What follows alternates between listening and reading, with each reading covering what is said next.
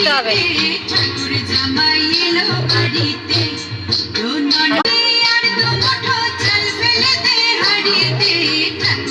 এক জায়গায় দাঁড়িয়ে দাঁড়িয়ে লাগছো, বেশি দৌড়াইতে হবে না।